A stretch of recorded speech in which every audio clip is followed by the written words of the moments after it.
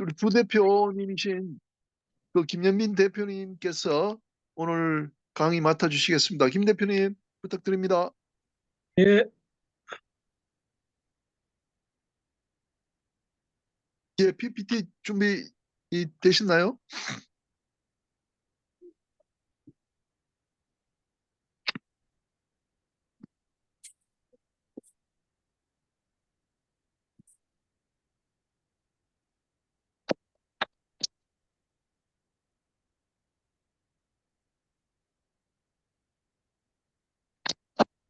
뮤가 예, 됐나요? 예, 보입니다. 예,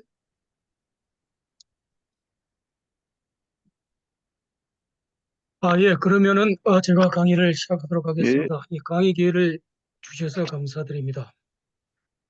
오늘은 그 국제법으로 본 영토와 일본을 소재로 해서 그 강의를 하도록 하겠습니다.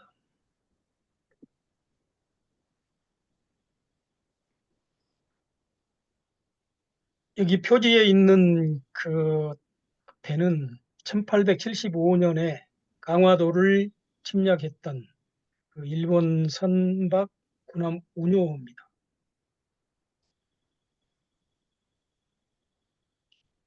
이 국제법으로 본 영토와 일본, 제가 도서출판 귀거래사에서 그 책을 지금 5권을 번역을 했는데 우연히 하다 보니까 지금 국제법으로 본 영토와 일본 최근 것이고 그 전에 국가 전략이 없다. 또 2022년도에는 국토상생론이 나와서 마침 이게 도서출판 귀거래사 번역 삼국지가 되었습니다. 다 모두가 국자 들어가서 삼국지라고 제가 명칭을 했습니다. 그, 이, 그 국제법으로 본 영토와 일본의 핵심 내용은 이겁니다. 그 한 장만 들으시면은 오늘 50분의 강의는 뭐 다 하는 거라고 생각하시면 됩니다. 나머지는 뭐 보충적인 거라고 하시면 되고요. 이 그 국제법으로 본 영토와 일본의 그 목적은 그 두 명의 편 저자가 있습니다. 야나기하라 마사하루하고 가네하라 아스코 두 분이 편저를 했는데 저자는 9명입니다. 그 중에 한 명인 그 야나기하라 마사하루는 이렇게 이 책의 목적을 정의하고 있습니다. 영역 개념의 역사적 변천과 영역 분쟁 해결의 다양한 법리를 분석함으로써 지금까지와는 다른 독자적 관점에서 일본 영토를 둘러싼 정세에 대해서 조명하고자 하는 것이다. 북방 영토, 독도, 그리고 생각구 제도 문제 해결에 큰 시사를 주는 논점이 아주 많이 제시되어 있어서 참고가 될 점이 많다고 확신한다. 특히 제9장 국제재판에서 영토주권 분쟁의 존재 인정, 유엔 해양법 협약 제7부속서 중대재판소에서의 연합국 소송의 이용은 연합국 소송을 활용을 하면은 독도에 대해서도 영토 주권 분쟁의 존재를 인정받는 것이 가능하다는 것을 제시합니다.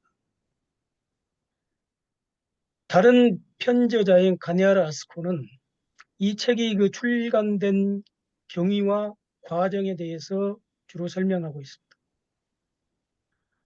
이 책은 2017년에 공익재단법인 일본 국제문제연구소가 기획한 영토 주권 역사조사 연구 프로젝트 중 영토 주권 분과회의 연구 성과를 공식적으로 간행하는 것이다.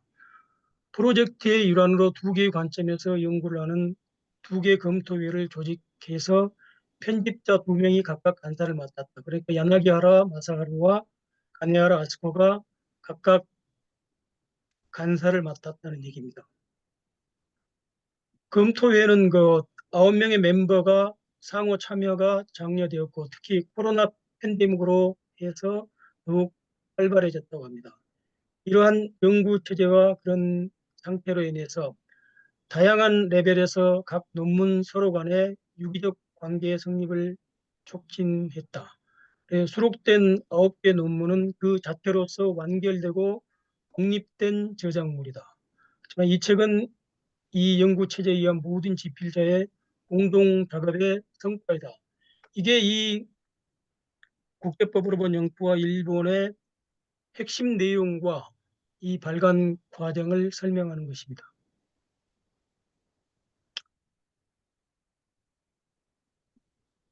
먼저 이 내용을 하고 제가 이걸 보고 느낀 것을 제언을 드리겠습니다. 방금 설명드린 것처럼 공익재단 법인, 외교부 일본 외무성 산하의 공익재단 법인에서 국제문제연구소에서 이 책을 발간했습니다. 그리고 2017년부터 2022년까지 5년간의 프로젝트를 통해서 발간이 됐습니다. 이 과정에 일본의 최고 국제법 전문가라고 하는 교수들이 동원됐을 것입니다. 그래서 저는 이런 출판 과정을 참고를 삼아서 우리 학계나 사회에서도 그런 전문 서적을 출간하는 그런 것을 생각해 보면 좋겠다. 대한민국에서 수많은 연구 용역이 있고 각 부처별로 그렇게 있지만은 대개 연구 용역이라는 게 박사 한 명, 그 밑에 연구 보조원 한두 명, 그런 정도 가지고 막 연구를 하고 있어요. 근데 이제 이것은 보면은 적어도 이 책 한 권을 발간하기 위해서 9명의 연구진이 서로 긴밀하게 협조를 해서 발간했다는 겁니다. 그런 것을 좀 참고를 했으면 좋겠다 하는 게 제 생각입니다. 그리고 두 번째로는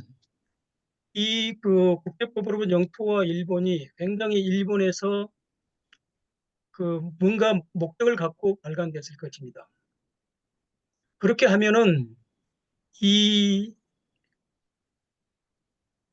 일본과 마주대하고 있는 대한민국, 중국도 이 책의 내용과 아주 밀접한 관계가 있습니다.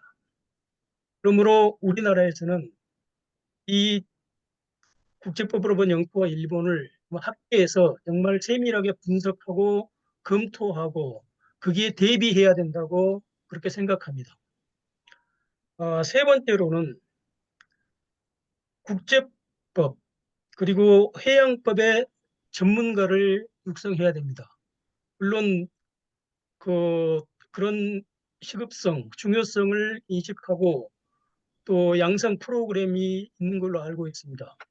그렇지만은 더욱더 국제법이나 해양법에 대한 전문가를 육성하는데 정책 역량을 집중해야 된다고 생각합니다.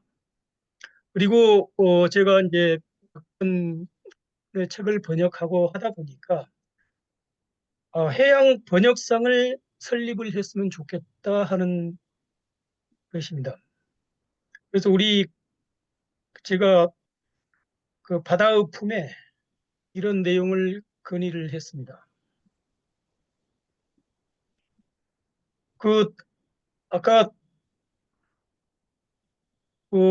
일본 국제문제연구소에서 이 5년간의 프로젝트를 통해서 발간했다고 했는데 이 책은 그 프로젝트 중에 가운데 있는 국제법으로 본 영토와 일본은 한 권이고 나머지 두 권이 더 발간이 됐어요. 세 권이 발간된 겁니다. 하나는 샌프란시스코 강화조약과 동아시아, 그리고 다른 하나는 중일 전쟁 연구의 현재, 그런 내용입니다. 아마 중일 전쟁 연구는 그렇고 샌프란시스코 강화조약과 동아시아 이 책의 내용도 아마 상당히 우리하고 밀접한 관련이 있을 거라고 생각합니다. 그래서 제가 바다의 품에 2월 말에 제안한 해양 번역상 설립을 제안한 겁니다. 그는 지금 해운업계가 이제 바다의 품을 라는 재단법인을 설립을 했습니다. 벌써 2년이 지났습니다. 이제 최근에 한강이 노벨 문학상을 받고 하면서 그 과정에서 이 번역에 대한 굉장히 중요성이 강조가 되고 있습니다. 또 우리나라에는 이제 그 소개되지 않은 해양 관련 그런 서적들도 많이 있고 그것을 번역할 만한 역량을 갖춘 분도 많이 있습니다. 그래서 이런 것을 우리 바다의 품이라는 것처럼 좋은 재단이 설립되어 있기 때문에 그런 재단의 그 설립 목적, 사업 목적을 달성하고 또 그 기업의 사회적 책임을 다한다는 의미에서 이런 바다의 품 해양 번역상 설립을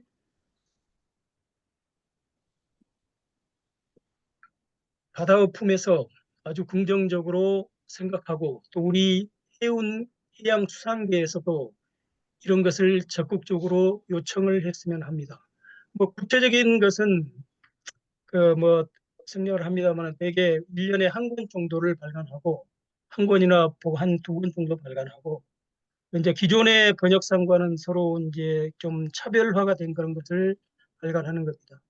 그 이제 간단하게 뭐 1년에 예산은 한 2,500에서 5천 정도. 그렇게 한 일단 5년 해보고 더 효과가 있으면 계속 하고 하면 좋겠습니다. 이 책을 번역하고 하면서 이제 제가 느끼고 했던 몇 가지 관심사항이 있습니다. 여기 보면은 이제 그 일장에서 논의가 되고 있는 건데 과연 그 일장의 저자도 얘기를 했습니다마는 독도가 일본 영토로 편입된 것이 타당한가, 정당한가 그런 것을 이 저자도 어, 그, 그 논문에 언급을 하고 있습니다. 이제 두 번째로는 그 3장에 나오는 건데 3장은 그 식민지 일본이 다루는 그 식민지나 외지에 대한 내용입니다. 그랬을 때 일본 그 당시에 일제강점기 시기에 조선인의 지위는 어땠는가? 최근에 뭐 일부 정치인이 어, 우리 조상들은 일본 국민이었다. 뭐 아니다. 그런까지 논란이 많지 않습니까? 과연 조선인은 일본 국민이었는지 아니면은 식민지인이었는지 그런 것도 좀 궁금했습니다. 이제 세 번째로는 구장에 나오는 건데 이게 이제 가장 핵심 내용인데 일본이 주장하고 있는 연안국 소송에 대해서 우리나라에서는 어떻게 생각하고 있고 어떤 준비를 갖추고 있는지 그게 어, 아주 중요한 관심사입니다. 이 6장에 나오는 건데 75년의 침묵이 주는 교훈입니다. 1895년에 청일전쟁이 발발해서 그 결과로서 시모노세키 조약이 체결되고 그 영향으로 센카쿠가 일본이 점령을 하게 됩니다. 차지하게 됩니다. 그리고 나서 1971년까지 중국이나 대만이나 어느 누구도 그 센카쿠 문제를 얘기를 하지 않았어요. 센카쿠를 돌려주세요 하고 얘기를 하지 않았다는 얘기예요. 그게 75년의 침묵입니다. 그래서 이제 일본은 그 센카쿠 제도의 독도에 대한 태도와 센카쿠 제도에 대한 태도가 아주 상반됩니다. 그런데 이제 센카쿠 제도에 대해서는 어, 어, 지금은 이제 그 자기가 그 영역으로 차지했다고 이제 주장을 하고 있는데 그게 이제 약간 문제가 생기면은 그 선점으로 그 무주물 선점으로 취득을 했다. 그런 논리로 지금 전환을 하려고 있는 겁니다. 그렇기 때문에 과연 이제 75년 동안에 아무 말을 하지 않고 있는데 이게 이제 소멸시효라든지 그런 관련이 있는데 과연 조용한 외교가 지고지선의 대책인가 그런 부분을 좀 생각해야 될 문제가 있고 그다음에 이제 제7장에 나오는 건데 결정적 기일. 결정적 기일이라는 게 뭐냐면은 그런 어떤 기일 이후에는 당사자의 자기나 부자기가 법적 상황에 영향을 줄 수 없는 날, 그걸 이제 결정적 기일이라고 하는데 이 책 중에서는 이제 독도 문제에 있어서의 결정적 기일이 언젠가, 그거는 이제 가장 다수설은 이승만 라인이 선포가 되고 그것을 일본이 대한민국에 항일을 한 날, 1952년 이 이제 결정적 기일이라고 하는 설이 있고, 또 그 이후에 샌프란시스코 여러 가지 이제 설이 있다고 합니다. 거기에 대해서도 좀 생각을 해봐야 될 문제가 있는 것 같고, 그다음에 이제 이 책에 엄청나게 많이 나오는데 제가 이거 번역을 하면서도 굉장히 좀 어려움을 겪었습니다. 근거 없는 주장, 억지, 미어 어저션이라고 하는데, 그 미어 어저션, 결정적 기일이가 들어갔는데 잘못됐습니다. 이 근거 없는 주장이 이 굉장히 외교 문제에서 중요하거든요. 근데 외교 문제뿐만이 아니고 이 사회 문제, 정치적인 문제에 있어서도 굉장히 중요한 것 같아요. 지금 당장의 이 대한민국의 현실을 봐도 이 근거 없는 주장이 얼마나 중요한지 그런 것을 생각하게 됐습니다.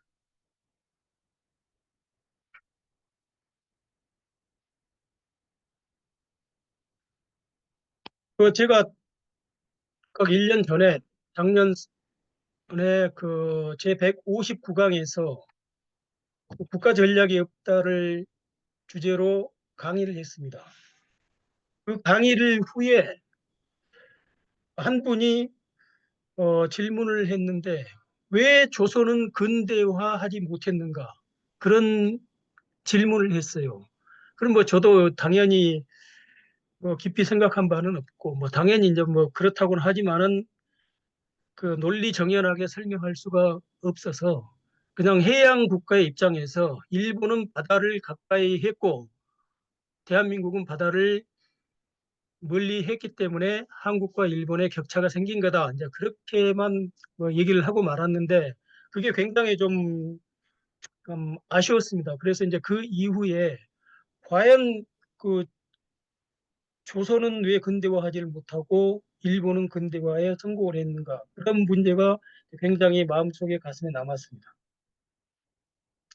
그래서 이제 그런 책을 좀 관심 있고 보다 보니까 또 마침 이 이제 그 국제법원 영토와 일본을 번역하게 되고 하면서 이제 그런 원인을 좀 생각을 해보게 됐습니다. 보면은 이제 중요한 게 서현석 주 로마 대사를 하신 분이고 또 주 후쿠오카 총영사를 하셨고 그분이 이제 이 1980년대에 근대 한일 관계와 국제법 수용에 관한 박사학위 논문을 받으셨는데 그 박사학위 논문 속에 이제 그런 내용들이 단서가 되는 내용들이 굉장히 많이 있었습니다. 그래서 그게 참고가 됐고요.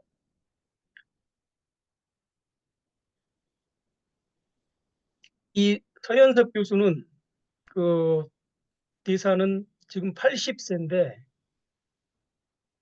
전효옥 씨가 일본은 없다는 책을 써서 아주 인기를 얻었는데 거기에 이제 반대 논리로 일본은 있다라는 책을 써서 한국과 일본 양국에서 아주 균형 잡힌 책이다.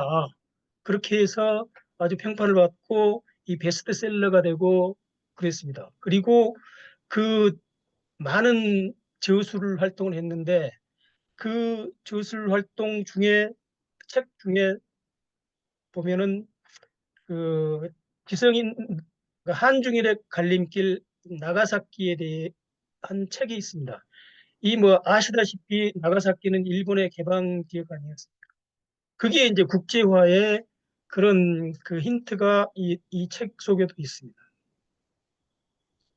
또 이제 하다 보니까 또 조용준의 메이지 유신이 조선이 묻다 이제 그런 책도 있고 이제 그 책들이 많이 있죠. 그래서 이제 그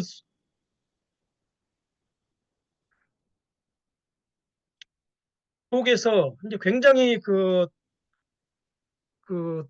국제법에 대한 인식이 특히 중국과 조선 그리고 한국, 일본 간에는 그 국제법에 대한 인식이 굉장히 차이가 많이 있었습니다. 그래서 그런 국제법에 대한 인식의 차가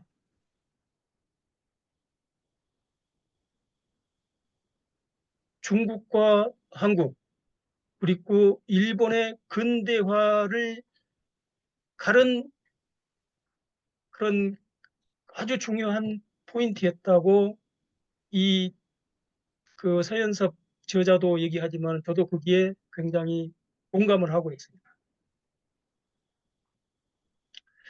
이 국제법에 대해서 그 에피소드가 몇 개 있는데 일본에 첫째 이제 그 사카모토 료마가 있습니다. 사카모토 료마는 그 일본 막부 말기에 이제 그 지사인데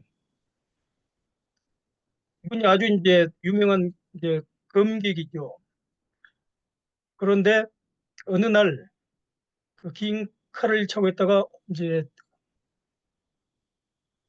짧은 칼로 바꿉니다. 그러면서 그 친구한테 너는 아직도 긴 칼을 차고 있느냐 하고 이제 하죠. 근데 그 친구가 이제 또 다른 그 다음 얼마 후에 자기도 이제 그 단도를 하나 구입을 해가지고 아 나도 단도를 샀어 하고 하니까 그러다가 또 몇 달 지나니까 이 사카모토 료마가 아 지금은 단도의 시대가 아니야. 가슴에서 피스톨을 꺼내면서 이것은 지금은 피스톨의 시대야. 그렇게 얘기를 해요. 그러고 나서 또 한 1, 2년 지나가 또 이제 그분 또 큰돈을 들여서 피스톨을 사가지고 와서 나도 피스톨을 샀어 하고 자랑을 하니까 가슴 속에서 딱 두툼한 책을 한 권 꺼내면서 지금은 피스톨의 시대가 아니야. 만국 공법의 시대야. 그렇게 얘기를 합니다. 이게 사카모토 류마는 그렇게 많이 배우지 않은 사람이지만은 만국 공법에 대한 것을 이해를 하고 있었어요. 그리고 그 사카모토 류마가 해원대라는 단체를 조직하고 선박을 운영했는데 그 이로하 마루라는 배가 일본의 그 천황 뭐냐 쇼군가에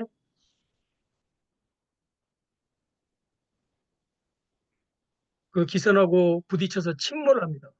근데 그것을 사카모토 류마가 이제 국제법적인 견지에서 그것을 다퉈가지고 감히 상상도 못하는 그런 엄청난 권력과 다퉈서 이깁니다. 그리고 뭐 8만 년인가 되는 그 배상금을 받는데 그 배상금이 지금 돈으로 환산하면 수백억에 해당된다고 합니다. 그리고 그 배상금이 나중에 사카모토가 죽고 나서 쓰고 나서 남은 돈으로 이 이와사키 야타로가 그 도사상회를 설립을 하는데 이 도사상회가 나중에 미쓰비시 해운으로 바뀌고 그게 미쓰비시 재벌이 되고 그 속에 이 NYK가 거기에서 이제 비롯됩니다. 그리고 사카모토 료마를 그린 그 유명한 소설이 그 시바 료타로의 료마가 간다는 그런 소설입니다. 그 사카모토 료마가 이제 그 유명한 그 선중팔책이라고 이제 그 교토로 올라가는 선상에서 8가지의 새로운 정부의 구상을 한 것을 보고 이제 선중팔책이라고 하는데 이제 사카모토 료마는 하급 무사였기 때문에 이런 정책을 제안할 수 없었지만 이건 이제 사카모토 료마의 아이디어를 그 위에 이제 대신이 전달을 했다고 그래요. 이제 하여튼 그 설은 많습니다만 그 속에 보면은 그 뭐 여러 가지가 있지만은 해군의 해군을 확장해야 한다. 그런 부분이 있어요. 이제 그런 것이 이게 그 우리나라와 일본과 다른 점이었다. 이렇게 그리고 이제 여기에 그 에노모토 다케야키라는 분이 있는데 이분은 이제 일본의 그 여러 가지 대신을 많이 하고 외무 대신도 했습니다. 이 국제법으로 본 영토와 일본 속에도 이 에노모토가 나옵니다. 이 에노모토란 분이 굉장히 좀 재미있는 분인데 이분이 이제 21살 때 네덜란드에 건너가서 그 그래서 국제법을 공부를 합니다. 여기 우리 그 서현섭 대사의 책 속에 보면 이렇게 나와 있어요. 이 당시는 그 조선 대원군 집정 시기에 아직 30도 안 된 일본인이 네덜란드 명문대학에서 네덜란드어로 국제법 강의에 열심히 귀를 기울이고 있는 모습. 바로 이 점이 조선과 일본의 근대화의 결정적 차이였다. 예, 그렇게 얘기를 합니다. 그리고 이분이 이제 일본에서 그 네덜란드에서 배운 그 국제법을 그 네덜란드어가 원본인데 그것을 다 자기가 필사를 해가지고 그걸 이제 가지고 돌아옵니다. 근데 이분이 이제 메이지 유신이 일어나면서 이제 막부군하고 그 새로운 정부군하고 이제 전쟁이 일어나는데 그걸 이제 보신 전쟁이라고 하는데 이분은 이제 막부의 신하였기 때문에 막부파였어요. 그래서 전쟁에 져가지고 홋카이도까지 이제 쫓겨갔는데 나중에 이제 패했죠. 근데 항복을 하라고 하니까 항복을 하지 않아요. 하면서 자기가 갖고 있는 그 책을 적장한테 줍니다. 이 책은 일본의 한 권밖에 없는 책이다. 그렇기 때문에 나는 죽지만은 이 책은 꼭 그 일본을 위해서 굉장히 중요한 책이기 때문에 이것을 정부가 갖고 연구를 하고 해야 된다. 그렇게 하고 이제 줍니다. 근데 그걸 그쪽 그 새로운 메이지 정부 측에서 굉장히 높게 평가를 합니다. 그러면서 이제 항복을 하고 패장이었지만은 일정한 그 뭐 좀 감옥을 탄 후에 여러 가지 이제 구명 운동을 통해서 이분이 이제 다시 메이지 정부에 등용이 됩니다. 그 정부에서 어떤 정권이나 곳에서 그 반대파가 등용돼서 업적을 올리고 한 사례는 굉장히 많지 않습니까? 중국만 그래도 관중이 그랬고 관포직의 관중도 그랬고 당태종 때 위징이라는 신하도 그랬고 그런 역사적인 볼 때 이 역량을 갖춘 사람들을 반대파라고 해서 무조건 다 척결을 하고 하는 것이 아니고 그 역량을 갖고 국가적인 인재는 정말로 서로 아끼고 등용을 해야 된다. 그런 것을 보여주고 있는 건데 근데 이제 또 다른 일환의 이분은 이제 러시아의 정권 공사를 했는데 귀국 명령을 받고는 시베리아를 횡단을 해서 67일 만에 횡단을 합니다. 그걸 다 해가지고 월태구를 써서 나중에 이게 일본이 그일 전쟁에서 이기는데 결정적인 공헌을 하게 됩니다.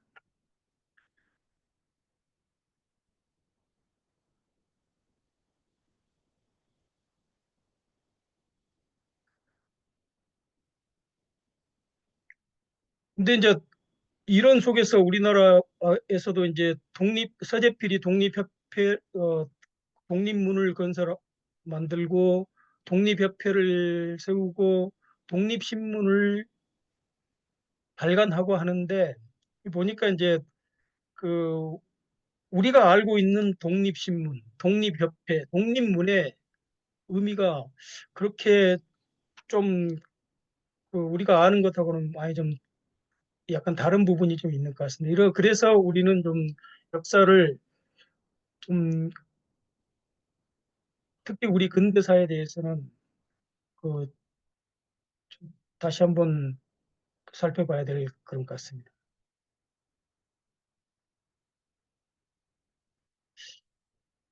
이제 그런 아까 그 이제 문제 의식 속에서 이제 아까 그 서현석 대사의 책을 읽어보고 또 조용준 국의 책을 읽어보고 하다 보니까 마침 우리 그 김석균 한서대학 그 전 해양경찰청장님이 작년 11월 달에 그 국회에서 모인 세미나에서 만나서 그 이 해금이라는 책을 발간했다는 소식을 듣고 제가 이제 해금이라는 책을 사서 봤더니 굉장히 내용이 좋은 것이어서 이걸 제가 이제 추천을 해서 이 김석균 교수가 이제 이 앞편에 178강에서 강의를 했어요.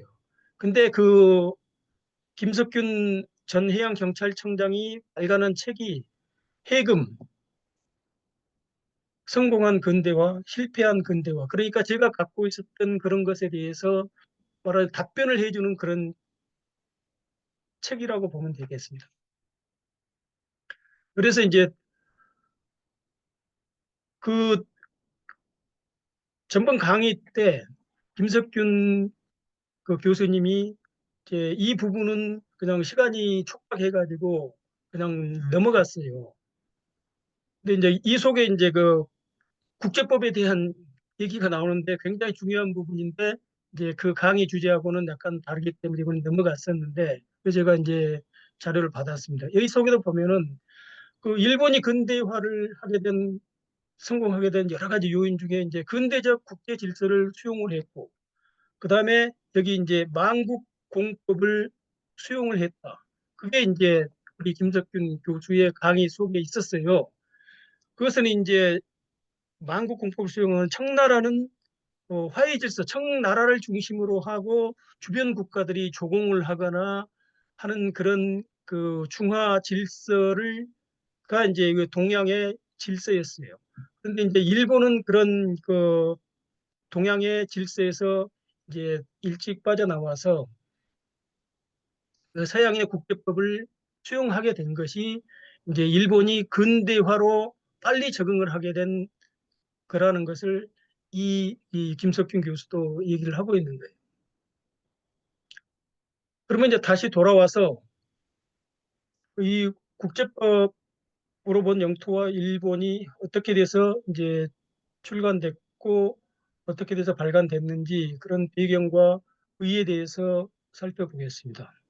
이 책은 이제 그 말씀드린 대로 5년간의 연구 성과를 바탕으로 해서 2022년 3월 달에 이제 발간이 됐고요. 그것을 이 책 속에도 그 논문이 인용이 되어 있는데 서울대학교 이근관 교수님이 해양수산부에 일본에 이런 책이 나왔으니까 빨리 이 책을 구해서 이 내용을 파악을 하라고 얘기를 한 것 같아요. 그런데 이제 해양수산부에 그 뭐 저 일본어를 그냥 하고 그런 분들 얼른 눈에 하니까 이제 해양수산부 국장님이 이제 저한테 연락이 와서 바로 이제 제가 책을 사서 보니까 아주 그 구장이 굉장히 중요하더라고요. 그래서 일단 구장만 제가 이제 번역을 해서 드렸고 어, 그 이후에 이제 제가 1년 후에 2023년 3월 31일 날 아무래도 이 책을 그 전체를 다 필요로 할 것 같아서 전부를 다 번역을 해서 2023년 3월 31일 날 해양수산부에 줬습니다. 그러면서 이제 가능하면은 이왕 번역된 거기 때문에 그 출간을 했으면 좋겠다고 했는데 굉장히 이 책을 출간하는 것에 갈등이 많이 있었겠죠. 근데 하여튼 우여곡절 끝에 이 책이 이제 번역판으로 이제 출간이 됐습니다. 이 이제 번역 과정은 그렇고 일본에서 이제 출간되게 된 거는 아까 말씀드린 것처럼 그 5년간에 걸쳐서 일본의 국제법 전문가들이 다 참여를 해서 그 발간이 된 거고 이것은 이제 단순하게 일본 정부의 입장만을 소개하는 그런 것이 아니고 그 아니라는 것을 이 책에서도 이제 밝히고 있어요. 그렇지만은 또 일본 정부를 위해서 어떻게 이 영토 문제를 해결해야 될지 그런 이제 그 해결 방법도 이제 제시를 하고 있기도 합니다. 이 책은 그 총 4부 9장으로 구성이 되어 있습니다. 그리고 이 책의 이제 중심 축은 두 개인데요. 하나는 영역 개념의 역사적 변천 과정이 있고 두 번째 핵심 포인트는 영역 분쟁 해결 방식인데 이게 이제 1부, 2부는 그 영역 개념의 역사적 변천이고 3부, 4부는 영역 분쟁 해결 방식에 이제 그 를 담고 있습니다. 그 1부에 이제 두 편이 있는데 일부 1장은 그 일본이 그 센카쿠라든지 독도를 어떻게 점유를 했는지 그런 것을 대표적으로 그 다이토지마하고 이토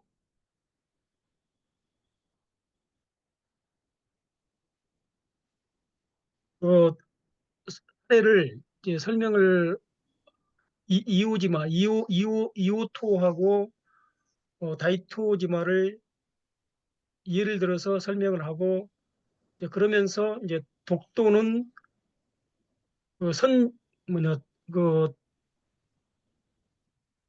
영토 재확인의 방법에 의해서 이제 취득을 했다고 이제 설명을 하고 있습니다. 그리고 이제 제2장은 이제 그 일본과 대만 문제를 놓고 일본과 중국 간의 이제 논쟁에 대해서 다투고 있고 세 번째가 이제 일본의 해외 식민지 문제에 대해서 이제 다루고 있는데 그래서 이제 그 과연 이 속에 그 조선은 어떤 위치였는가 이제 그런 게 이 속에 다루고 있고요.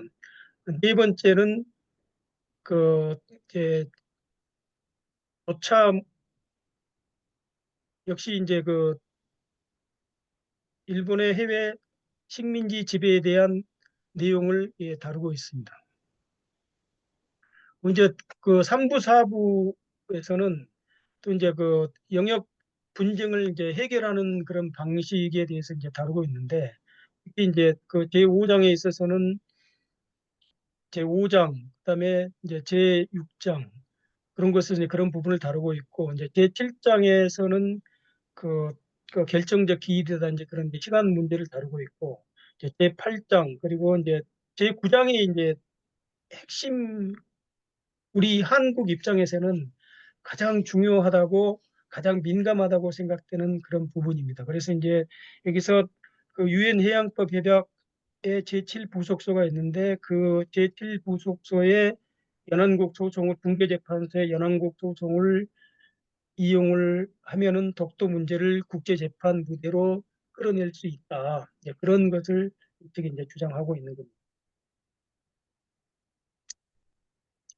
그런 이제 그 이 책 9개 장 중에서 우리하고 아주 밀접하게 관련된 장이 이제 3개 장이 있는 것 같은데 첫째는 이제 제1장 그 일본의 그 섬들이 어떻게 일본 영토가 편입됐는지 그러면서 그러면 이제 독도는 어떻게 해서 그 일본에 편입이 됐는지 그 독도가 일본에 편입된 과정에 어떤 문제가 있었는지 그런 것을 이제 다루고 있습니다.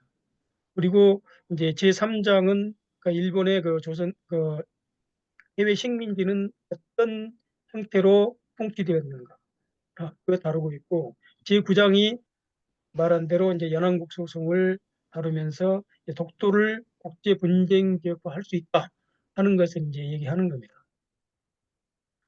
이제 한국과 관련성은 역시 이제 그 독도 문제 그리고 이제 그 식민지 문제 그리고 그 독도를 국제 분쟁화할 수 있는지 그런 문제를 다루고 있습니다.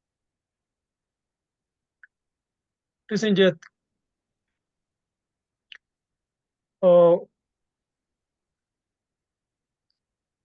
이걸 보면서 이제 제가 그 AI를 이용해서 한번 그 제3장과 관련해서 조선인은 일본 국민이었는지 아니었는지 한번 이제 AI한테 한번 물어봤습니다. 그랬더니 그 보니까 이제 저도 그 국제법으로 영토와 일본이라는 그 PDF 파일이 이제 제가 출판사이기 때문에 PDF 파일이 원본 파일이 있거든요. 그걸 이제 그 AI 그 챗봇 4 옴니버스인가 그게 그냥 파일을 넣어놓고 이제 하니까 금방 그걸 뭐 파일을 바로 그냥 읽어버리더라고요. 그래서 이제 가지고 이제 분석을 하는데 근데 그 AI 물어보니까 과연 그 조선인이 일제강점기에 어떤 위치였는지 그런 것을 이제 물어봤습니다. 그랬더니 하여튼 뭐 형식적으로는 일본 국민이지만은 완전한 일본 국민으로 보기는 어렵다. 이제 그런 나왔는데 이게 이제 뭐 정확한 답변인지는 모르겠어요. 그 이 책에 대해서 이제 서평이 이제 2개가 있습니다. 이제 첫째는 그 나카노 테츠야노 간사이 대학 교수가 이 그 국제법 외교 잡지에 그 책이 나오고 2023년 5월호에 이제 그 게재가 돼 있는데, 그게 이제 뭐 다른 것은 빼고 이제 독도와의 관련성에서 보면은, 그게 이제 그 저자도 얘기를 했지만은, 이제 독도는 그 처음에는 무주지 선점과 이제 기존 영역의 재해 확인이라는 그 논리를 지금 혼용을 하고 있다. 그래서 지금 그 굉장히 그 자체에 약간의 일본 정부의 좀 정책의 모순점이 있는 것 같다는 것을 이제 얘기를 하고 있습니다. 그럼 이제 두 번째 서평은 그 조유한이란 그 여자 교수인데, 이분은 이제 그 중국인 교수더라고요. 근데 이제 중국인 교수지만은 그 중국인의 입장에서 이 책을 봤을 때도 그렇게 그 국가적으로 뭐 편향되거나 그런 연구소가 아니고 아주 학술적인 수준이 높은 연구소로 평가된다. 그리고 일본 정부의 말을 하자면은 프로젝트로 책이 발간됐지만은 그런 일본 정부의 입장만을 그런 반영하는 그런 책은 아니더라 하는 것을 이제 이 책에 그 서평을 그런 달고 있었습니다. 그리고 또 이제 이 그 제9장과 관련해서 이제 유엔 해양법 협약 제7부속서 중재재판이라는 게 있는데, 이제 그거에 것은 우리나라에서 어떻게 대처하고 있는지를 이제 보기 위해서 한번 찾아봤더니, 그 2017년도에 이 그 우리나라에서도 제7부속서를 통한 중재재판 제도에 대한 그런 논문이 하나가 있었습니다. 이거는 이제 이기범 교수라고 지금 연세대학교 로스쿨 교수인데, 2017년 당시에는 그 아산 정책연구원의 그 연구원이었어요. 그래서 이분이 이제 그 2015년도에 필리핀하고 중국 간의 남중국해 그 영토 분쟁이 제7부속서 중재재판에서 열렸는데, 그걸 이제 분석하는 내용인데, 하여튼 그 속에 또 이런 그 제도가 있는데 이게 독도에도 적용될 가능성이 있다. 그렇기 때문에 대한민국에서도 이 부분에 대해서 미리 준비하고 연구를 해야 된다는 게 이 2017년도에 그 연구가 이제 제시를 해놓은 그런 논문이 있었습니다. 그래서 이제 그 독도는 그때 신문을 보니까 이제 독도는 원치 않아도 국제재판 될 수 있는 곳이다. 그리고 해양 분쟁화가 될 수 있기 때문에 이것을 경계를 해야 된다. 그렇게 하고 이제 그 당시에 그런 논문을 썼습니다. 이거는 이제 같은 유형의 논문인데 이제 그 앞에 또 다른 책에서 발간됐던 다른 곳에서 썼던 그런 논문에 대한 이제 신문 보도였습니다. 이제 제가 그 책에서 보면 굉장히 이제 그 궁금한데, 그 일본은 그 한국과 중국에 대한 그 입장이 서로 상반되고 있어요. 특히 이제 일본이 독도에 대해서 갖는 생각과 일본이 센카쿠 제도에 대해서 갖는 생각이 서로 좀 우리가 볼 때는 서로 모순되는 좀 그런 상반되는 그런 경향을 보이고 있기 때문에 그걸 제가 이제 그 AI에 한번 그 물어봤습니다. 그래서 했더니 또 이런 이제 AI가 이제 잘 설명을 해주더라고요. 일본이 그 독도에 대해서 주장하는 논리는 이제 그 처음에는 선점의 논리였는데 지금은 이제 영유사 재확인으로 일본 정부 입장이 바뀌고 있거든요. 그렇기 때문에 그런 이제 그렇게 일본 정부는 지금 독도에 대한 입장이 이제 영유사를 재확인하는 것으로 입장이 이다고 하고, 독도에 대해서는 분쟁이 존재한다고 하고 있습니다.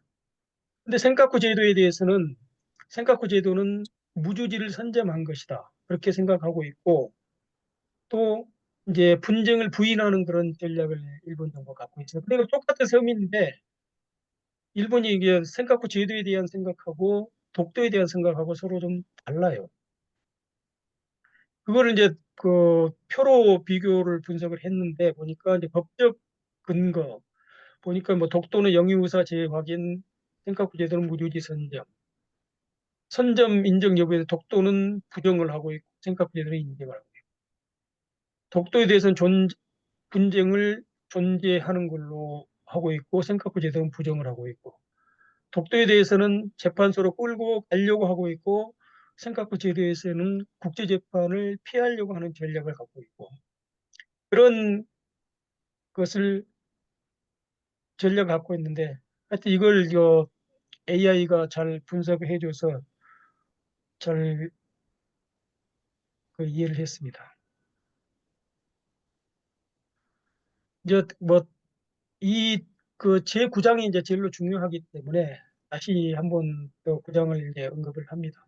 제9장은 그 제목이 말씀드린 대로 국제재판에서 영토 주권 분쟁의 존재 인정. 그렇게 해서 이제 유엔 해양법 협약 제7부속소 중재재판소에서 연합국 소송을 이용하는 것에 대해서 이제 다루고 있거든요.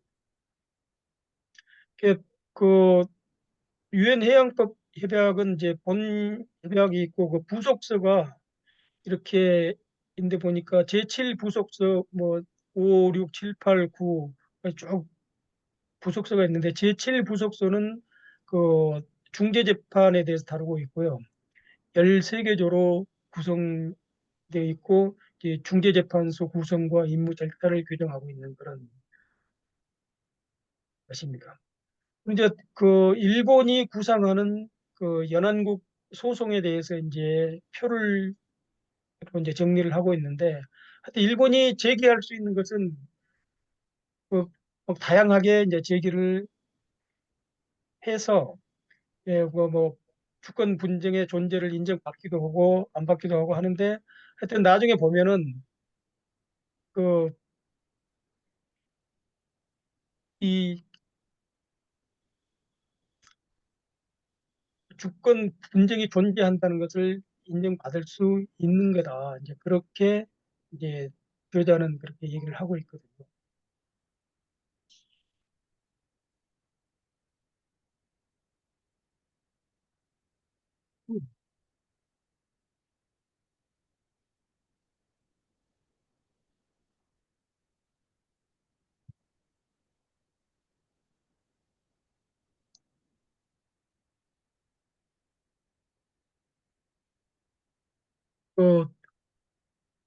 그제 이제 9장에서는 그 유엔 해양법 협약 제7부속서를 상세 분석하고 여기에서 이제 제시된 그런 그 타고스 방식이라고 있는데 그것과 크리미아 방식을 이용을 하면은 이제 독도에 대해서도 영토 주권 분쟁의 존재를 인정받는 것이 가능하다.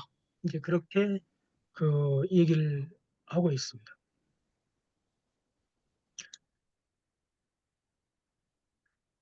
이제 그 다시 한번 이 책 속에서 이 좀 중요한 문구들을 좀 정리를 해봤습니다.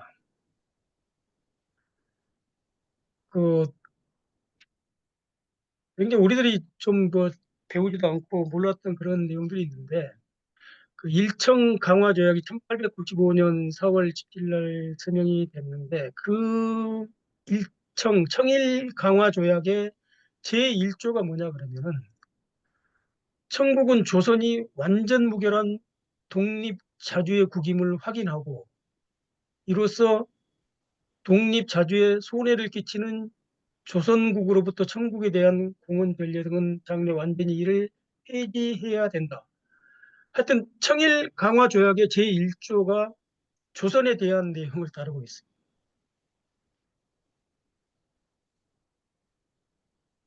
그리고 이제 1905년 러일 전쟁 결과로 체결된 게 이제 포츠머스 조약인데 거기에서도 보면은 그 제2조에 러시아 제국 정부는 일본국이 한국에 있어서 정사상, 군사상 및 경제상의 탁절한 이익을 갖는 것을 승인하고 일본 제국 정부가 한국에서 필요하다고 인정하는 지도 보호 및 감리의 조치를 집행하는 데 있어서 이를 막고 방해하거나 또는 이에 간섭하지 않을 것을 약속한다.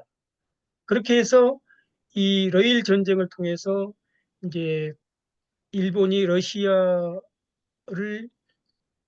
그 한반도에서 이제 물리치려고 하는 내용이 이제 포함이 되어 있는 거예요. 그리고 그 전에 그 최초의 1871년도에 그 체결된 청일 수호조교 제1조에도 이제 조선을 다루고 있습니다. 여기에 보면은 제1조는 조선을 염두에 두고 청에 속하는 방토, 이제 중국에서 문장은 이제 소속 방토에 대한 불가침 규정을 규정해서 청나라하고 조선하고를 이제 분리하려고 하는 그런 내용을 이제 담고 있습니다. 그리고 또 이제 1876년에 체결된 조일 수호조교 제1조에도 조선국은 자주의 방으로서 일본국과 평등한 권을 보유한다. 일본이 이제 자꾸 그 한국을 조선을 독립국이라고 인정을 해주는 거죠. 그런 이제 그 속셈이라든지 그 내막 그런 것에 대해서는 뭐 전문가들이 잘 분석을 할 거라고 생각합니다.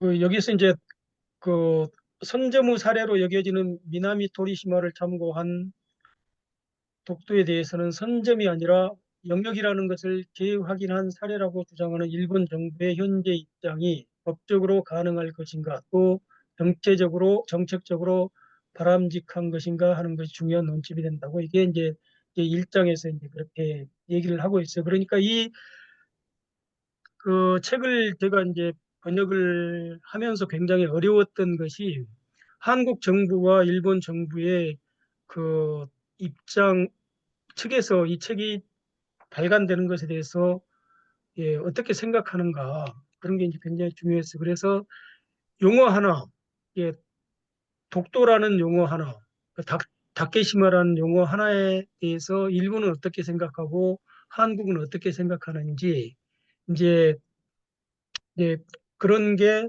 이제 그 굉장히 이제 중요했습니다. 그래서 여기에서도 하여튼 그런 부분들을 다 이제 감안해서 번역을 했는데 하여튼 그 결과적으로는 이제 일본에서도 책을 잘 번역해줘서 이제 고맙다고 얘기를 하고 또 우리 한국에서도 이 책을 잘 번역해줘서도 고맙다고 하고 이제 그런 얘기를 이제 들었습니다.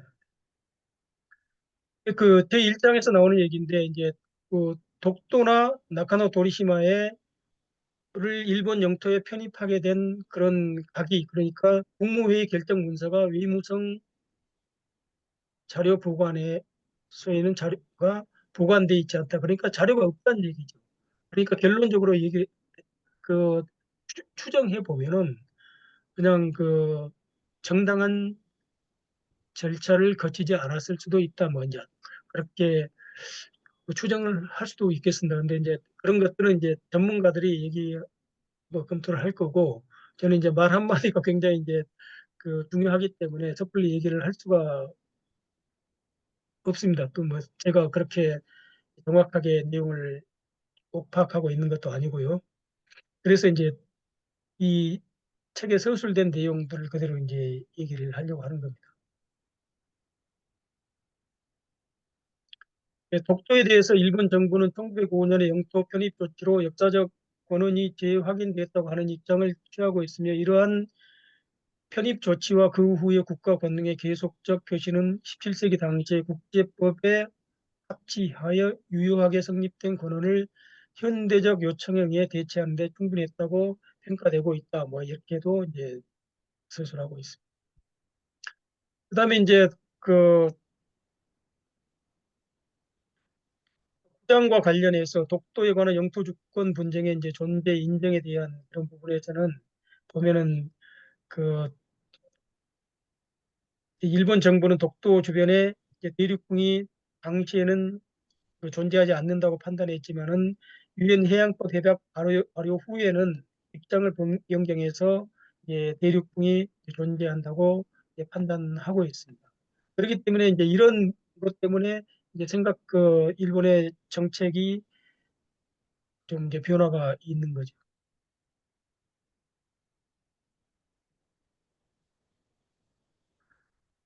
하여튼 그래서 이제 여러 가지 그 연합국 소송을 할 수 있다고 이제 주장을 하고 있는데 여러 가지 이유를 대면서 하지만은 그 연합국 소송을 했을 때의 그 메리트는 이익은 뭐냐 하면은 가령 이제 본안 판단까지 그 진전이 가능하게 된 경우에는 연안국 영토 주권의 소재가 어디 있는가를 나타내는 거예요. 연안국에 관한 인정을 얻을 수가 있고 가령 실패했다고 해도 최소한 그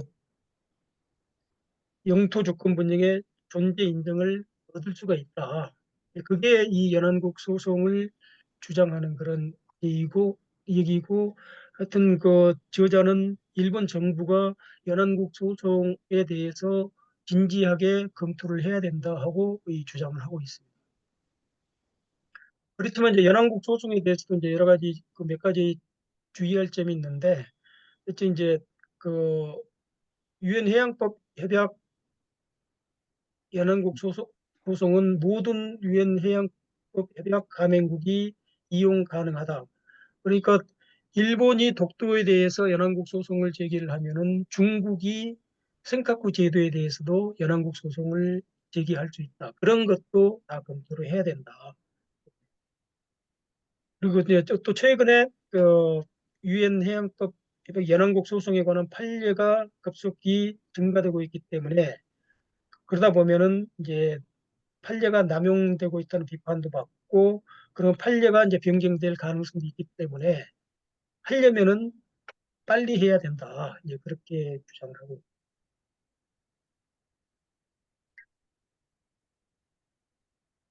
아까 얘기한 것처럼 일본은 이제 센카쿠 제도에 대해서 무주지 선점을 주장하고 영역 주권에 대해서는 분쟁이 없다고 이제 주장을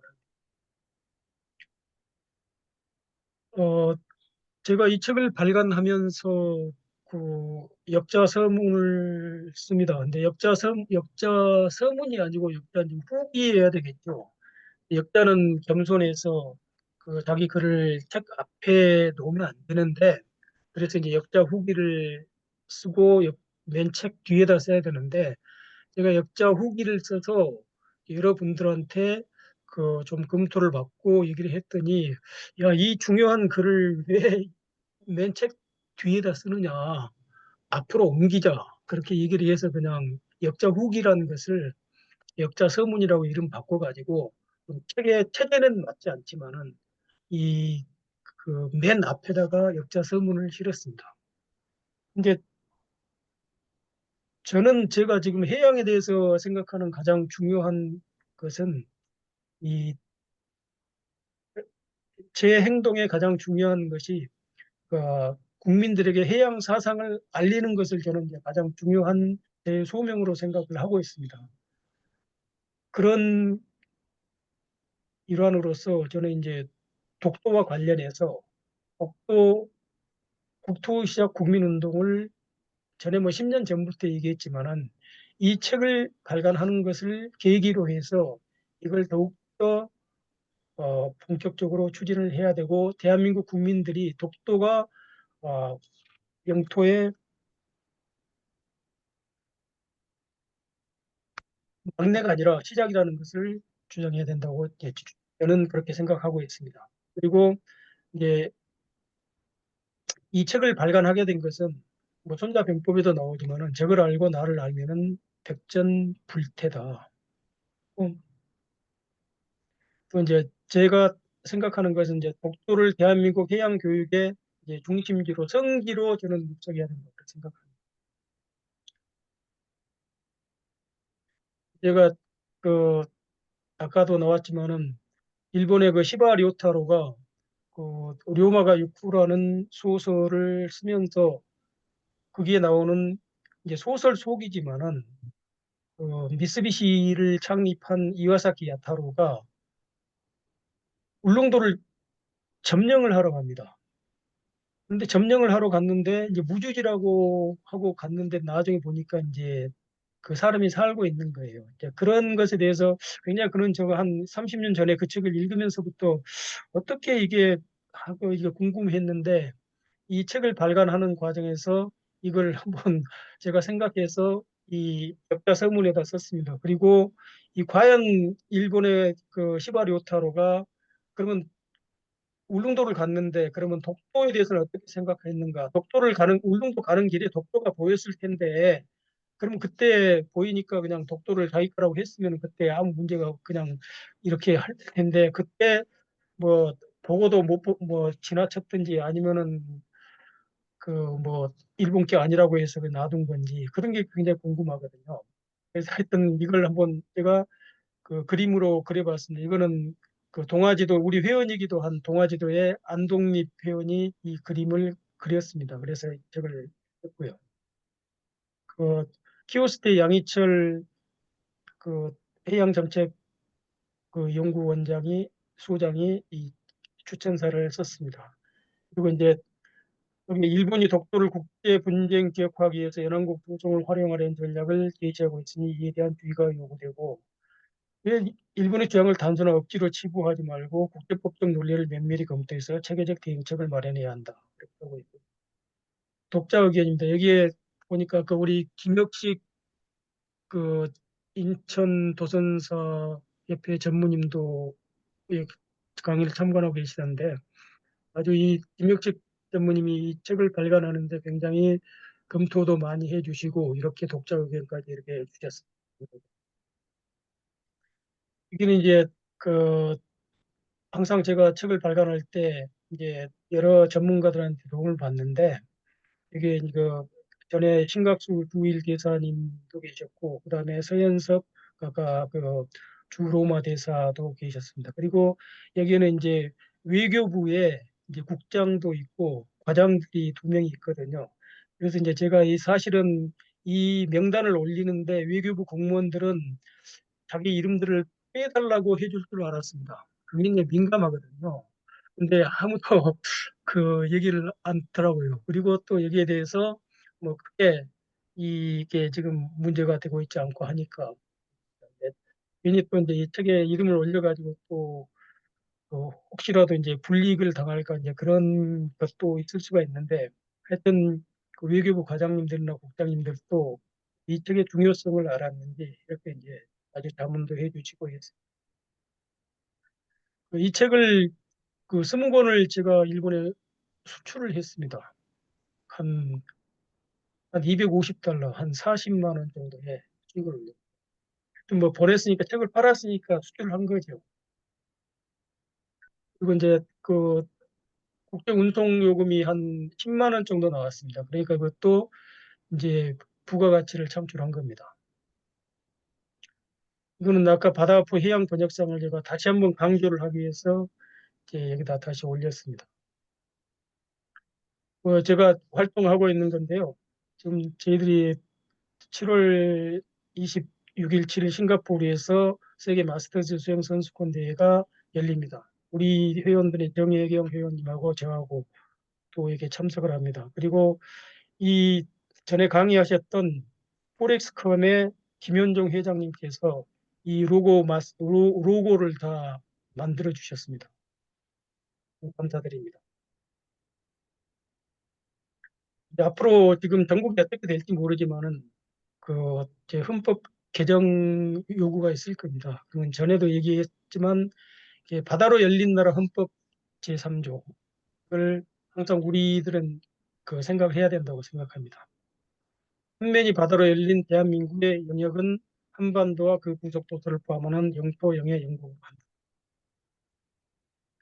그리고 그 책을 보면서 참고한 건데 이게 한겨레의 길유형 기자가 작년 3월 6일부터 금년 3월 18일까지 그 거의 1년에 걸쳐서 20초에 걸쳐서 조선의 갈림길이라는 그 칼럼을 써가지고 게재를 했습니다. 27편인데 이게 굉장히 이제 조선 말기에 그 조선이 어떻게 망해갔는가를 정말로 한 건데 조선은 30년 만에 망했다고 해요. 그리고 그 당시에 조선은 그 도마 위에 올려진 생선 같은 위치였는데 지금의 대한민국의 입장이 그렇다고 하고 있습니다. 기회 되시면은 한번 읽어보시길 바라겠습니다.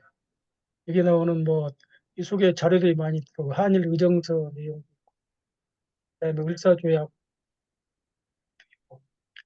어떤 이제 국가 흥망은 모든 지도자한테만 있는 게 아니고 우리 모든 국민들한테 다 있습니다. 국가 흥망 필부 유책. 하여튼 한 시간이 약간 지났습니다. 예, 감사드리고요. 혹시 여기에 대해서 아주 그 내용이 제가 어려운 내용을 어렵게 설명을 드렸습니다. 질문이 있으시면은 해주시면 감사드리겠습니다.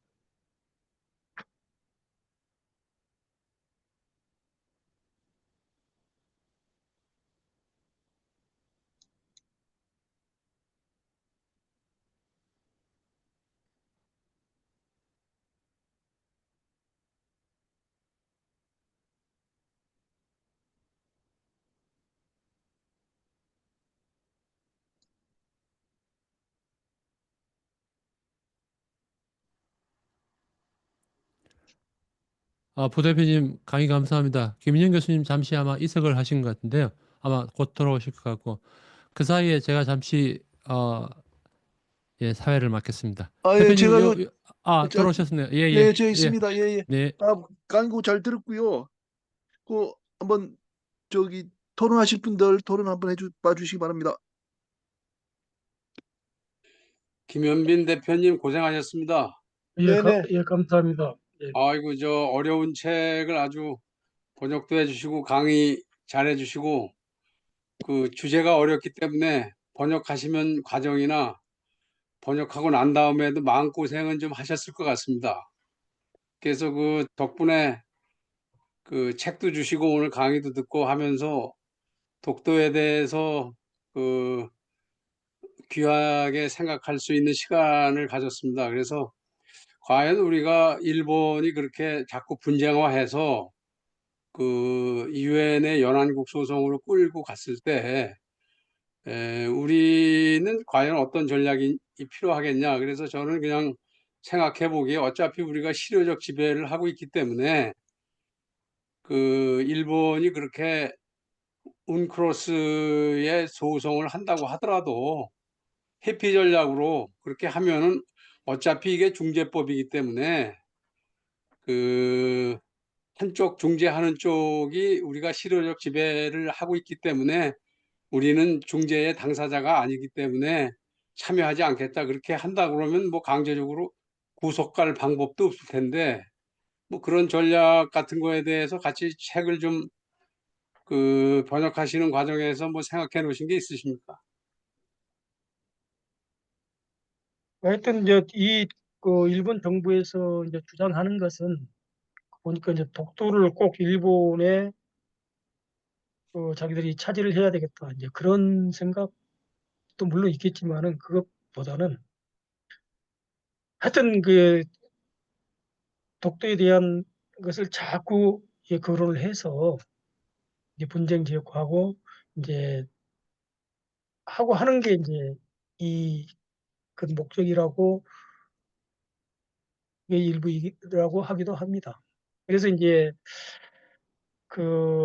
제가 역자 서문에서도 썼지만은 그리고 아까 그 75년의 침묵이라고 하는 것에 대해서 얘기했지만은 일본이 자꾸 이제 독도를 그 영유권을 주장하는데 1년에 그 세 번에 대해서 세 번에 걸쳐서 꼭 정기적으로 주장을 하거든요.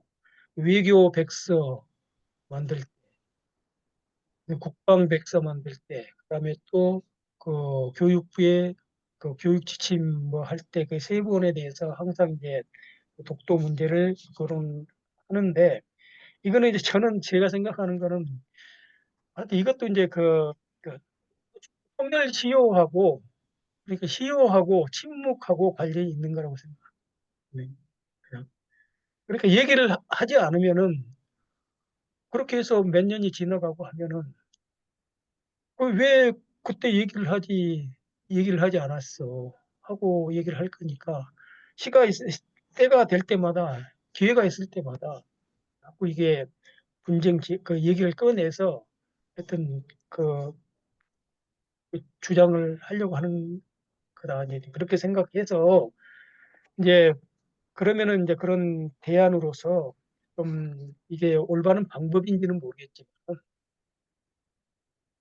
그 오키노 도리시마가 있습니다. 오키노 도리시마는 그 만조시에는 그 볼펜 하나 높이만큼 나오는 그런 섬이고 아이고 그게 그 더블 침대 하나만 한 그런 섬인데 섬이 아니라 바위죠. 근데 일본은 그걸 섬이라고 인정을 하고 거기에 배타적 경제 수역이 40만 7천 킬로미터의 배타적 경제 수역을 갖고 있다. 이렇게 하고 그걸 공식적으로 주장을 하고 뭐 유엔이 인정했다고 얘기도 하고 하거든요. 근데 거기에 대해서 우리 중국이나 우리 대한민국은 오키노 도리시마는 섬이 아니다.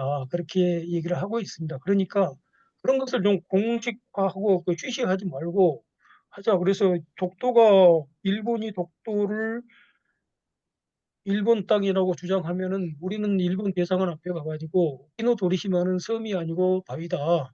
그렇게 얘기를 하자. 그렇게 하면 일본도 좀 찔린 게 있어서 생각도 합니다. 그게 뭐 이게 예, 제 답변이 그 질문의 의도에 맞는 답변인지는 모르겠습니다. 예, 좀 상당히 어려운 예, 그 국제법 관련된 거라서 예, 또 다른 분들 계시나요? 뭐 저는 아까 처음에 말씀하신 그 국제법 관련된 그 번역사항 있지 않습니까? 예, 그 좋은 말씀이신 것 같아요. 그 바다의 품 말씀하셨는데 꼭 바다의 품 아니어도 해사 재단이 있습니다. 우리 그 바다 공부 모임도 저 1,000만 원 이제 이번에 또 얻었습니다만은 거기다가 그 이야기를 하면은 바다의 품 아니어도 그 해사 재단에서 그런 이제 외국책 번역했을 때 뭐 참 저 우수 그 상으로서 이렇게 드릴 수가 있을 것 같아요. 그렇게 하면은 근데 제가 정말 좋을 얘기하는 것 거는 같아요. 이제 예. 그 뭐 국제법을 대상으로 하는 게 아니고 해양과 관련한 모든 책이죠. 그리고 이제 지금까지는 이제 번역상이라는 게 어, 기존에 번역된 저작물에 대해서 시상을 하는 건데 이제 그 좀 차원을 바꿔서 처음부터 기획을 해서 이런 좋은 책이 있으니까 이걸 한번 번역을 해보자.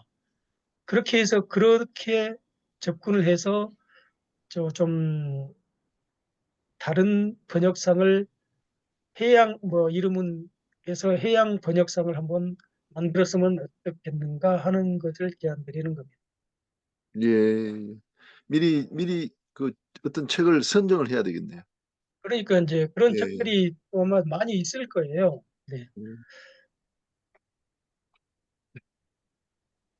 예. 교수님, 저 아, 질문 하나만 해도 되겠습니까? 예, 예, 예. 예, 예. 예, 안녕하십니까. 예, 남욱 프랑스 박사님. 낭트대학교 예. 김남구 박사과정입니다. 오늘 김현빈 대표님 정말 독도에 관해서 중요한 내용 말씀해 주셔서 정말 감사드리고요. 한 세 가지 정도 질문이 있습니다. 예. 하나는 그 우리나라 정부의 독도의 정책에 대한 기조는 조용한 외교지 않습니까? 조용한이라는 뜻은 아무것도 하지 않는다는 뜻이 아니기 때문에 제가 생각하기에는 외부적 전략과 내부적 전략을 좀 짤 수 있을 것 같은데요.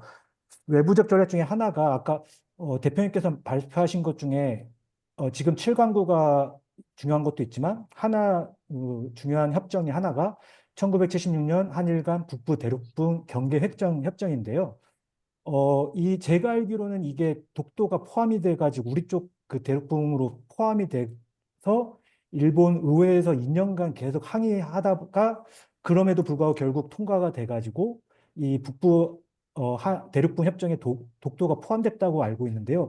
아까 발표하셨을 때는 이게 포함이 안 됐다라고 되는데 이게 어떤 게 확실한 건지 좀 알고 싶고요.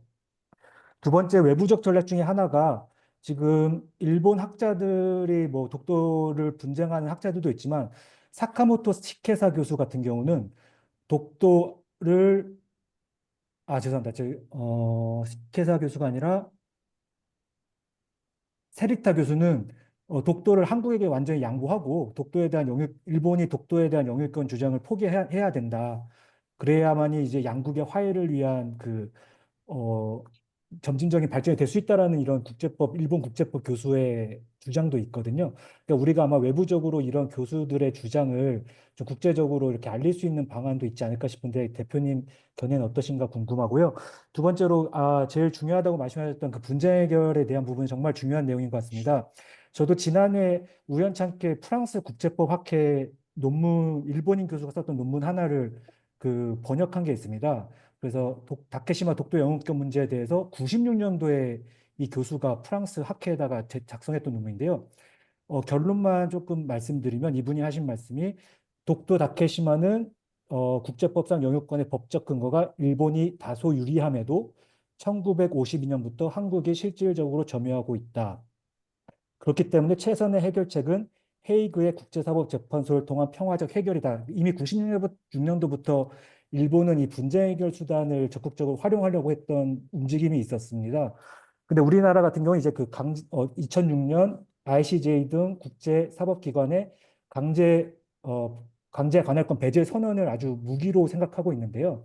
과연 대표님 생각하시기에는 이 강제 관할권 배제 선언이 우리 외교에 있어서 독도 문제에 대해서 정말 우리에게 100% 강력한 무기가 될 수 있겠냐라고 생각하시는지 궁금합니다. 왜냐하면 최근에는 연한국 소송 말씀하셨지만 연한국 소송과 대비 혼합 소송이라는 국제법상 단어가 있습니다. 그 말인즉슨 이 환경 문제, 해양 환경 문제를 같이 영토 문제와 혼합시켜가지고 국제재판소로 끌고 가는 행위인데요. 이게 최근에 우크라이나랑 러시아 문제도 있고, 그래서 이런 혼합 소송을 이용해가지고 독도 문제가 국제재판소 갈 수 있는, 그러니까 우리나라가 생각하는 강제 관할권 배제 선언의 논리가 깨질 수 있는 가능성도 있을 것 같은데 대표님 생각은 어떠신지 궁금합니다. 다시 한번 오늘 좋은 강의 해주셔서 감사드립니다. 우선 가까운 것부터 답변을 드리겠습니다. 그러니까 연안국 소송이라는 게 보니까 연안국 소송은 혼합 소송의 일부다. 그렇게 연안국 소송이 혼합 소송이다.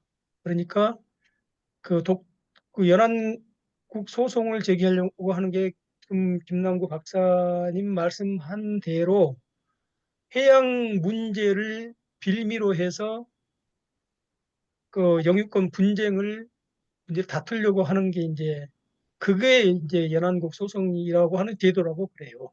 그렇기 때문에 3번에 일본의 교수가 주장하고 그런 논문은 당연히 일본의 전형적인 그런 주장이라고 생각하고 어떤 차별화된 그런 주장이 아니고 일본의 일반적인 그런 주장이다. 그리고 또 말씀하신 대로 우리는 독도는 우리 고유의 영토이기 때문에 국제사법재판소에 갈 필요가 없다고 주장을 하기 때문에 일본이 그 고안했다기보다는 찾다가 이런 제도가 있고 하니까 그러면은 이 연안국 소송을 이용하면은 한국을 이 국제 무대로 끌고 나올 수 있다고 해서 이 논문이 작성된 거고 그런 사례들이 지금 논의가 되고 있는 거거든요. 아까 말씀드린 대로 거기 우크라이나 크리미아 사태라든지 그런 것들이 다 이런 연안국 소송의 일부 사례로서 다 소개가 되고 있거든요.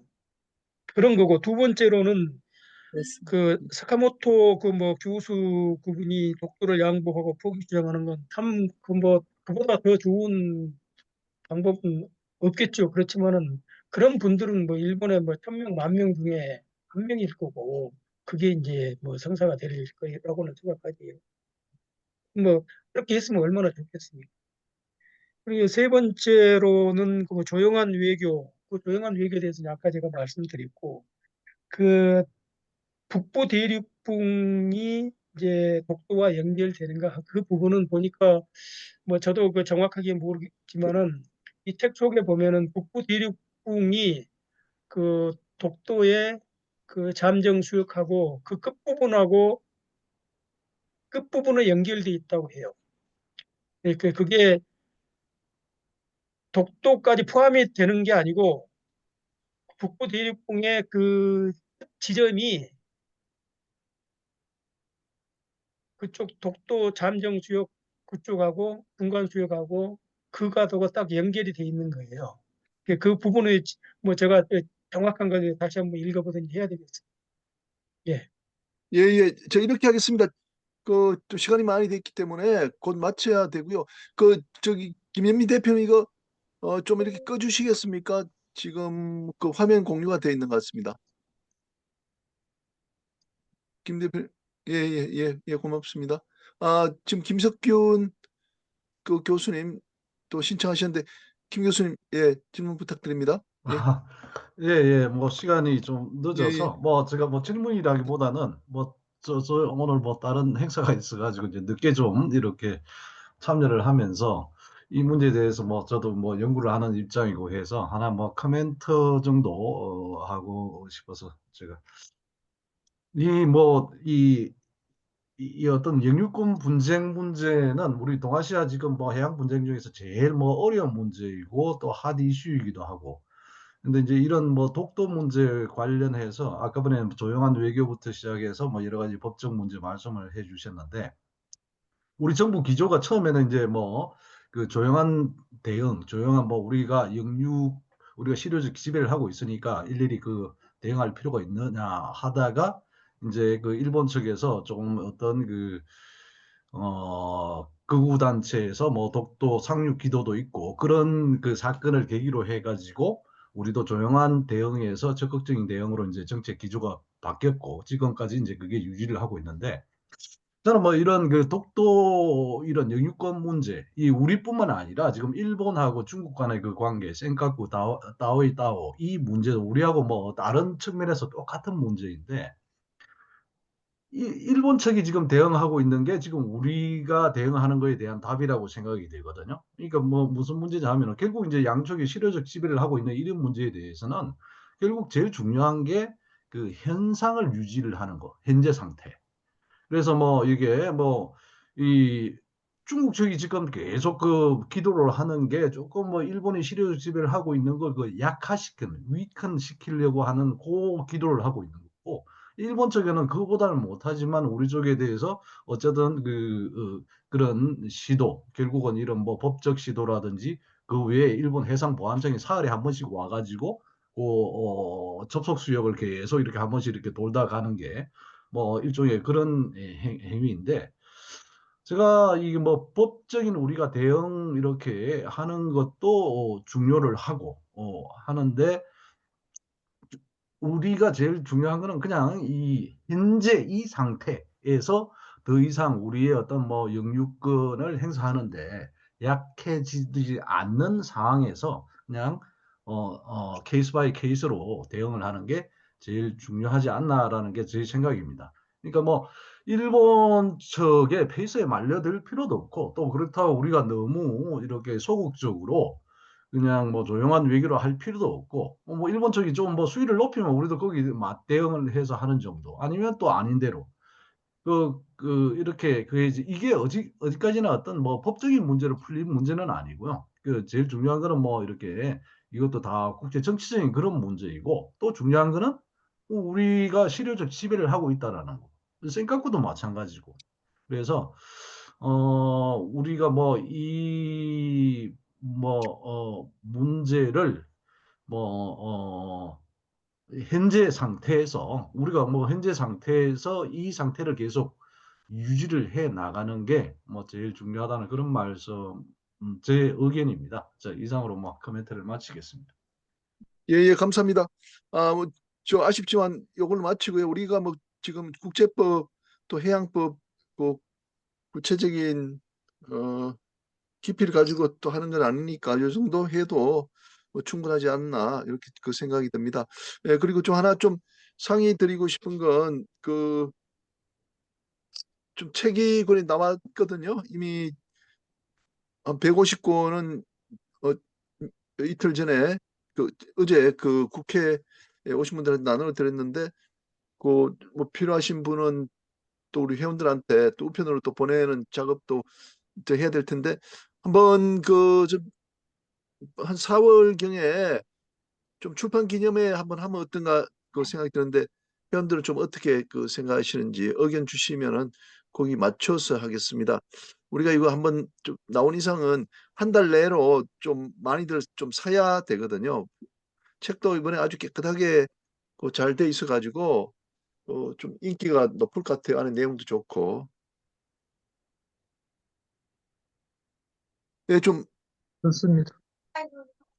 예, 한번 우리 좀 집행부에서 한번 한 4월 중에 4월만 좀 중순경에 우리 고려대학에서 하지 말고 어디 지난번에 또 오 국장님도 교보에서 하니까 또 훨씬 더 좀 모양도 좋고 하던데 이번에는 우리 또 자금도 있고 하니까 좀 괜찮은데 좀 사람들을 많이 끌 수 있는 쪽으로 장소 정해가지고 출판 기념회 한번 하도록 하겠습니다. 예, 그리고 우리가 3라운드, 4라운드, 5라운드 책자 못 만든 것도 가능한 빨리 만들도록 그렇게 하겠습니다. 예, 예, 오늘 수고 많으셨는데 전통에 따라서 우리 전영우 교수님 좀 인사 말씀 하시면서 마무리하겠습니다.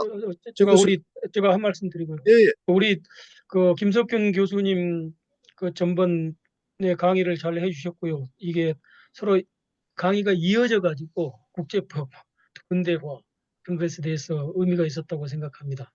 오늘 때 보니까 처음에 안 나오셔가지고 좀 서운했는데 나중에 나오셔서 감사드립니다.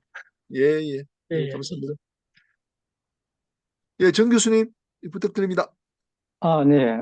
오늘 두 분 최근에 중요한 이슈인 알래스카에서 파이프라인 설치와 또 우리나라의 쉐빙 LNG선 문제에 대해서 깊이 있게 말씀해 주셔서 큰 그 문제에 대해서 좋은 해결 방안이 있지 않나 이런 생각을 하면서 정부 내에서 적절히 이것을 참고했으면 하는 그런 생각이 들었고요. 오늘 메인 강의를 해주신 김일빈 대표님, 역시 일본의 김 대표님은 제가 세월호 사고 나서 일본에 연구차 이제 갔을 때 도움을 주셨는데 그 인연이 이어져 오고 있습니다. 지속적으로 일본 근무 경력을 활용하셔서 은퇴하시고도 일본의 움직임을 소상하게 파악을 하셔가지고 오늘처럼 또 책을 또 번역해 주시고 정부와 에도 이런 문제에 대해서 적시에 이렇게 알려주시는 모습 보니까 참 좋습니다. 향후 이 문제는 아마도 그 해양법을 전공하시고 독도 문제에서 연구하셨던 분을 한번 초빙해가지고 오늘 소개해준 이 책에 대해서 좀 분석적으로 한번 했으면 어떻겠나 하는 그런 생각도 들었습니다. 오늘 김용 대표님, 우리 오늘 또 일본의 최근 동향을 잘 알려주셔서 큰 감사를 드리고, 마지막으로 김인영 교수님, 어저께 이번 주에 중요한 이벤트가 있었는데 제가 못 가봤습니다만 수고 많이 하셨습니다. 수고하셨습니다. 예, 예, 감사합니다. 어제 제13회 안정화 포럼이 국회에서 있었는데 우리 멤버들 많이 오셨습니다. 한 30명 정도 이렇게 와 주셨는데 대단히 감사하다는 말씀 드립니다. 오늘 김연빈 대표님 번역서 가지고 국가 전략이 없다는 내용 우리 독도 아주 깊이 있게 강의해 주셔서 너무 고맙고요. 그리고 권오익 대표님 그 쇠빙선에 대해서 우리가 몰랐던 지식 많이 주셔서 그 앞으로 우리가 그 두껍게 그 진출하는데 크게 그 도움이 될 것 같습니다. 예, 여러분 감사합니다. 여러분들 좋은 시간 되시기 바라고요. 4월 중에 그 출판 기념회 할 때 또 오프라인에서 또 뵙도록 하겠습니다. 2주 뒤에 뵙겠습니다. 수고들 많으셨습니다. 예, 감사합니다. 네, 고맙습니다. 예, 수고하셨습니다. 고맙습니다. 예, 감사합니다. 수고하셨습니다. 감사합니다.